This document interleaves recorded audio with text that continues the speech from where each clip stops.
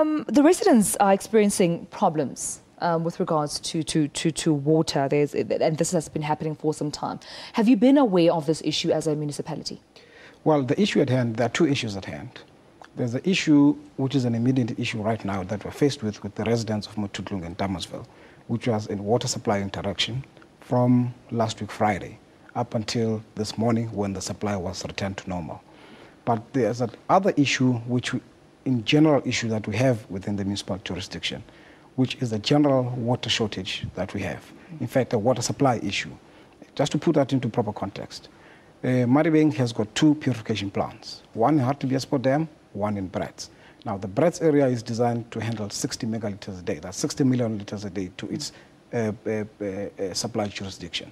Now, the demand in the area has grown vigorously, and our latest stats have indicated that they've grown to about 85 megalitres a day. So we are producing 60, but the demand is 85. That is on average dry weather flows, meaning that is on an average day. But when it's hot, and during very hot season, the demand even goes higher, even up to 100 megalitres. So it means on a day-to-day basis, there is a backlog of 25 megalitres a day that we've got to supply. Now, areas that are affected in this instance are areas in the upper far and upper lying areas, which get water, intermittently, 5 in the morning for 2 hours, etc., when anybody else is not using water. But when everybody else is using water, the first in line actually get water. Yeah. That is the general problem that we're faced with. But when did you realize that the reticulation infrastructure was old in the area? Well, it's historical. I mean, the infrastructure there, for example, the purification plant was built in 1972. I mean, so it has exceeded its lifespan, in essence. So we have to make do with that. We've invested quite a lot of money in refurbishing, just at least to extend the lifespan of a plant. The lifespan, for example, of concrete structure is 20 years. It's exceeded its life. So that plant is basically, but in essence, we are doing our best to refurbish the plant. But there are plans in place, which I must put to context as well, realizing that there is a backlog problem that we have. We have engaged with the National Department of Water Affairs, and we're very pleased that there is a firm commitment, which has also been gazetted, to upgrade the plant by an additional 20 megalitres a day. So that project is in planning phases. When I say planning phases, it's in design stages as we start. So in the next couple of months, probably 2 months or so, we expect to start with the construction. Okay. But that's obviously a multi-year project, probably at least over 2 years, to resolve the problem once and for all. So we can expect results in the next 2 years? To resolve the problem once and for all sustainably.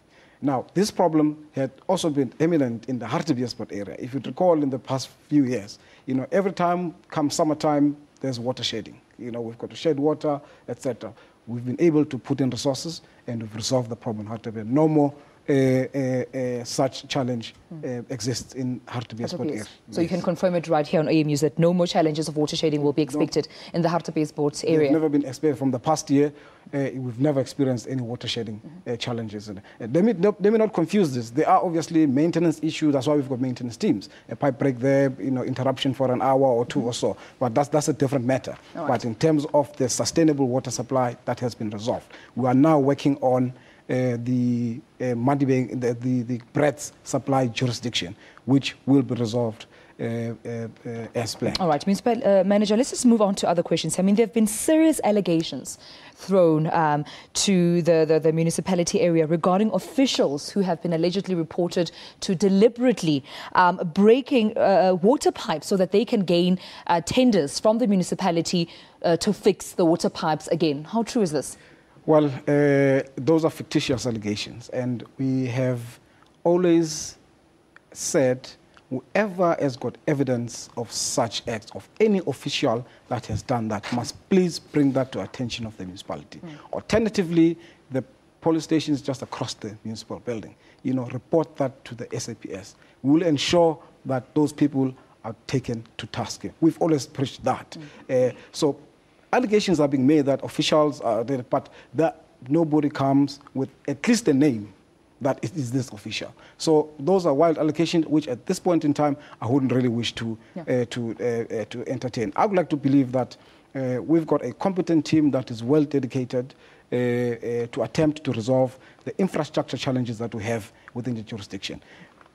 The fact of the matter is we're dealing with infrastructure that is aged. And with aged infrastructure, there are a whole lot of problems that come with it insofar as maintenance-wise. And to refurbish aged infrastructure, it's also very costly, funds of which are very minimal within the municipal coffers. For example, our water infrastructure is in the order of, say, about 800 million rand. That's the asset value. Now, to maintain that infrastructure, you need at least 6% of that value. You understand? We have less than that in our maintenance budget. So those are the real challenges that we're facing, and they are not unique to Madibeng. They are challenges across the country. But speaking of Madibeng still and allegations, as well as maintenance, I mean, the residents have also complained and, also thrown allegations that you do not inform them when water supplies is about to be cut. When you're busy with maintenance, you do not inform them to be aware of certain dates whereby there will be water shortages. How true is that? Again, that is definitely untrue. Speaking to this incident of Mothutlung, referring to it, we have issued, in line with our communication strategy, we admit that possibly there are loopholes insofar as ensuring that all the residents get the message loud and clear. But in terms of our standard communication protocol, the ward councillors have informed, the leadership of the committees have informed, notices have been issued. We've even sent out water tankers. Immediately after we had the problem, we sent out water tankers, which the community immediately rejected, which is unfortunate. Reasons being? Well, we were yet to establish those reasons, but generally, if communities have access to sustainable supply for a while, just like Mothutlung, they've been have access to sustainable supply. The moment there's an interruption and we send water tankers, there are those issues that come in. I do not want to point to local political issues. We want to deal with the technical issues. Absolutely. Well, before we let you go, Mr. Juta, the bereaved families and the funeral arrangements, how are you helping with that regard? As I speak to you now, council is in session. To deliberate on that. Certainly there is a commitment from municipality to assist the bereaved families. All right. Municipality Manager of Madibeng Municipality, Mr. Monde Juta, thank you so much for your time and joining us. It's a pleasure to meet you. Thanks. Well, let's move on to other business stories.